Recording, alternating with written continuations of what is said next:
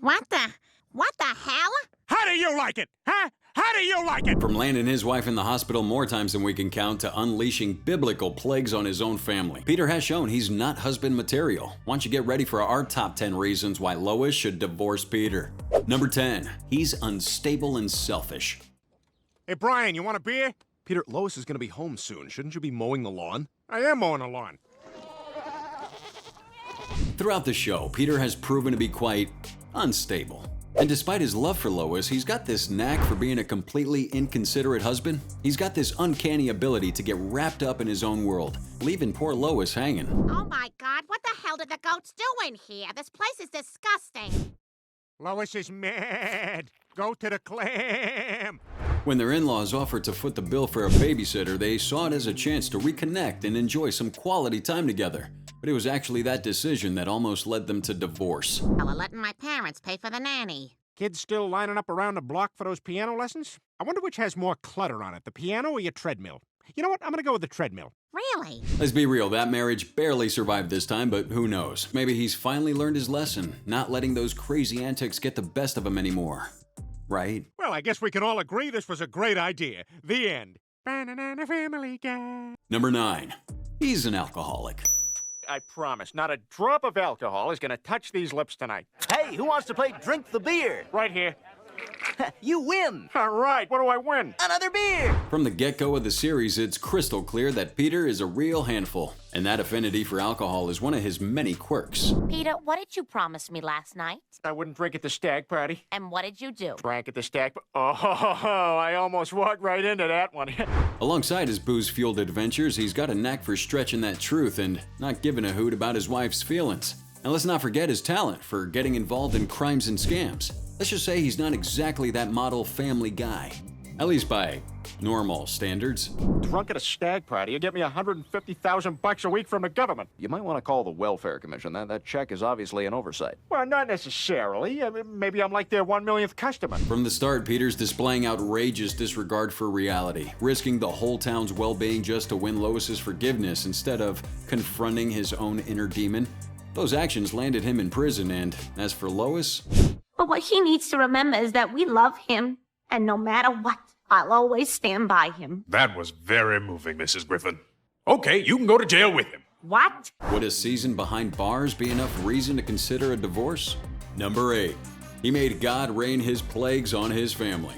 And if you're settling in to watch Gumble to Gumble, you're out of luck. That show has been canceled. The full story at Maybe Diane's Boobs tonight at 11. I can't believe this. We gotta save Gumble to Gumble, and we're gonna do it Griffin to Griffin. Peter always puts his own interests and desires above his family's, but sometimes he takes it to that other side and completely disregards the consequences those actions might have on his wife and kids. What we gotta do is tell a little white lie. Is this a Grant a Dream Foundation? My son Chris is dying. Holy crap, no! Oh my God! That was the lie. When his favorite TV show got canceled, he went full master manipulator, convincing the network that his own kid was on the brink of death.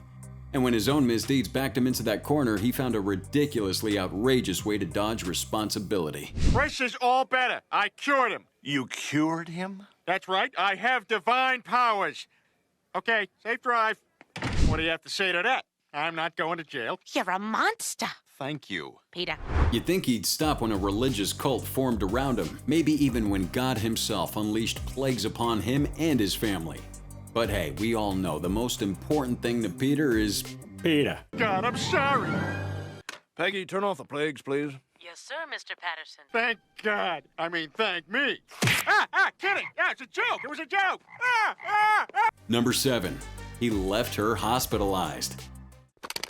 Peter, is it safe to be firing real guns at each other in the house? All right. Nobody fire at Lois. She's scared. All right, 1, 2, 3, go. Peter's unpredictability is old news, and we gotta admit Lois sometimes plays along and even fuels those wild antics. But there's some moments when she becomes the undeniable target of her husband's madness. This time, Peter, feeling like a genius after dominating a rigged board game, decides to take an intellectual challenge. You may begin your exam now. A cow says... Of course. Well, here they are, Brian, my test results. A few moments later. Peter, according to this, you're not a genius. To no one's surprise, it turns out he's far from being a genius. But instead of wallowing in disappointment, Peter sees it as a license to unleash his wild side. Holy crap! You're Peter Griffin, the retarded fellow. Yeah? Oh, well, then don't worry about it. Oh my god! I could get away with anything! Yeah, but this is Family Guy, so things spiral out of control in no time. Fry you later. Oh, I am so taking this. Uh-oh. We all agree that this is one of Peter's worst moves, right? Listen, there's no toilet paper in the bathroom, so I'm just gonna, Here we go.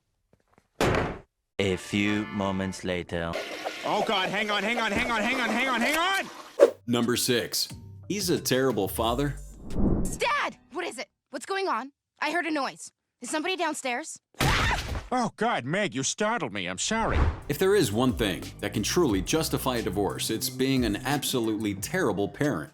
And in that department, Peter takes that prize without a doubt. Not only has he proven to be irresponsible and neglectful, but he's even been violent towards his own children. Well, if there's anyone I can trust, it's a stranger at the gym holding a dirty needle. Here, Stewie, try this. Yeah, what the hell are you do? Whoa! Oh my! Suddenly I'm full of energy! From injecting steroids into little Stewie to practically allowing intruders to hold his daughter hostage during a robbery, Peter has tirelessly shown that he's ill-prepared for fatherhood. When you were babies, I used to knock you kids out every month or so. Sometimes by accident, sometimes when the Patriots lost. You just gotta cover it up and eventually it all works out. Meg, this is a list of hats. I need these by 4 o'clock. Good idea. But that icing had to be when he didn't hesitate for a second to toss his unconscious and injured baby under his wife's car, just to make her think that it was her fault. One last plan, Meg. Oh my God! Stewie! Oh God, what have I done? Looks like you ran over him. No doubt about it, Peter is far from being the ideal husband. But let's be honest, was he ever really running for Father of the Year? Nah. If you don't do anything, she could go to jail for a long time. Don't thank me, Lois. Thank my ancestors for living lives of greatness. All right, guys, just take her away. Dad, help! Ah! Number 5. He's intolerant towards her Jewish heritage. Mom, you're Jewish? When we were married, your father made me conceal the fact so he could get into country clubs. It was the right thing to do. It was the right thing to do, dear. When Lois discovered that she had some Jewish roots, everything flipped upside down for the Griffins.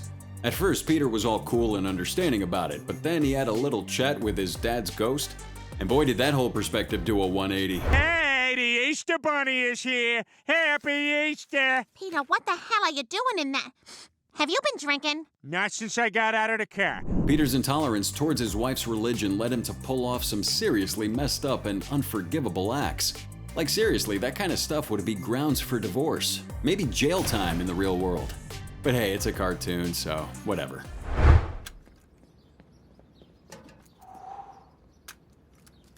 What the hell?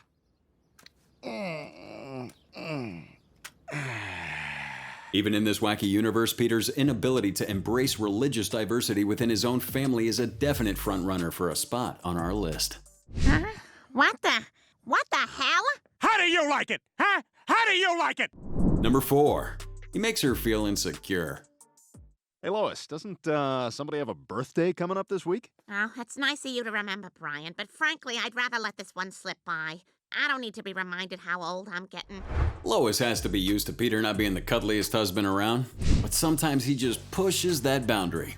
Yeah, the snarky remarks about his wife seem to be a regular thing, but saying them in public, that's like a major deal breaker for anyone. You keep so busy with your kids, time just seems to slip away, and then you turn around one day and you... Okay, bye. Stop making noise.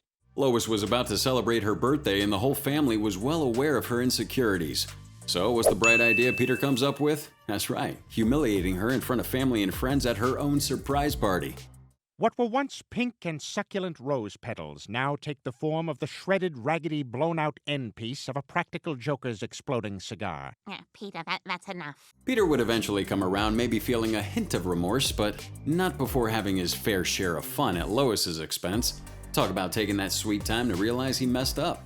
Get over here and kiss me. Let's have on all the clean, folded laundry. Well, Lois, I gotta say, I like this new you. I like it a lot.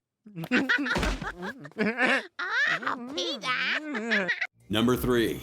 Contradictory body shaming. You know, Lois has gotten kind of fat since you guys stopped having Might be time to, have some Everyone knows that insecurities and those messed up relationships with food is everywhere these days. It's a no-brainer that commenting on someone else's body is a big no. And guess what? In this episode, Peter managed to screw that up royally. Sorry, fat wife coming through. Sorry, excuse me, fat wife. Hold on a sec. All right, bring her through. Peter, stop it. First, he goes and shames his own wife for gaining a few pounds, leaving her feeling all sorts of insecure. But grab on tight, because it gets even worse. Come here, my fat concubine. Hey, I'm not even hungry. I want you bigger. I want you fatter. It will please me. When he suddenly finds himself attracted to Lois's new curves, he straight up pushes her to gain more weight like some kind of messed up game. And guess what happens? Peter, I think I'm having a heart attack. Oh, me too, sweetie, me too. No, Peter, I'm really having a heart attack. Oh, we should get you to the hospital. All right, hold on a sec. All right, almost done. Peter! His selfishness and intolerant behavior once again landed his wife in the hospital. But we're totally convinced that this time he's finally gotten the memo. Right? What did you do with my mom's fat? Oh, it's right here in this storage closet. It's exactly what it looks like. Number 2, he turned his family into drug dealers. Oh my God, we've been burglarized. Well, we'll just have to get that $17 insurance check and start over. Remember that time when Quahog was hit with a major insecurity wave? It was like the perfect excuse for the Griffin family to endure another one of Peter's crazy ideas. I'd like to buy your farm. Somebody from Fox was supposed to call ahead. They usually take care of it, and then I just go ahead and do stuff. Hello? Just the fact that Peter bought a farm without even consulting his family is enough to spark a major couples fight. But, as always in the show, things couldn't stop there, because when they stumbled upon a meth lab in their own damn basement, Peter did not hesitate for a second. When you really stop and think about it, this meth lab is our family's best chance to make meth in a lab. Well, right now, our family needs us to sell illegal drugs to the tank top community. What do you say? He just had to drag the entire family into the criminal underworld, including little Stewie. Yes, hello. I'd like to buy 400 blister packs of Actifed or similar pseudoephedrine-based decongestant. Why? I have a cold. Achoo. That's just another one of Peter's messed up moves that somehow managed to dodge consequence and avoid divorce, but this time, it was thanks to a stroke of luck. It's time to go back to Spooner Street and be the Griffins again. But what about this farm? And this house? And the lab inside the house, which is currently producing an incredibly volatile and explosive batch of thermoreactive chemicals? And number 1, he almost drowned her. Mrs. Griffin, let me show you some pictures he drew in class. Notice anything unusual? I sure do. His father's not in any of them. Exactly. Crappy father, crappy husband, we know what's going on. But when Lois asks him to spend more time with Stewie, things took an unexpected turn. Ow! Oh, sorry, Lois. Stewie's laughing. Hey, you think that's funny? Hey, you like that? Hey, Lois, you want some beans with that, right? Ow! Peter discovered that Stewie's idea of a good time was watching his mom endure some serious suffering. So, he took it upon himself to make Lois's life a living circus just to entertain his little one.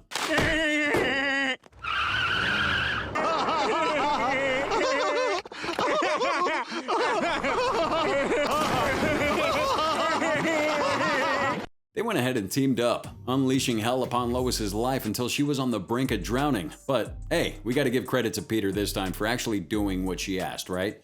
Just ask Stewie. When I said bond with Stewie, this is not what I had in mind. Can't talk to him like that. Take that! Go into your room. I think not. Dad's got my back. Stewie, she looks mad. You better go to your room. What? Thank you for watching, guys. As always, please be sure to subscribe and like the video for more Family Guy content. And if you have time, why don't you check out top 10 funniest Family Guy cutaways shown on your screen right now, cause it's awesome.